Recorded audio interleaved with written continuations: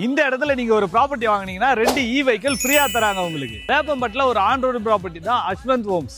2 ஏக்கர்ல 54 பிளாட் போட்டு இருக்காங்க. 600 ஸ்கொயர் ஃபீட்ல இருந்து 2000 ஸ்கொயர் ஃபீட் வரைக்கும் கொடுத்துட்டு இருக்காங்க. ஒவ்வொரு பிளாட்டுக்கும் இந்த மாதிரி வாட்டர் டேப் வச்சிருக்காங்க. 45ஆம் நம்பர் பிளாட் வாங்குறவங்களுக்கு பல மரம் ஃப்ரீயா தராங்க.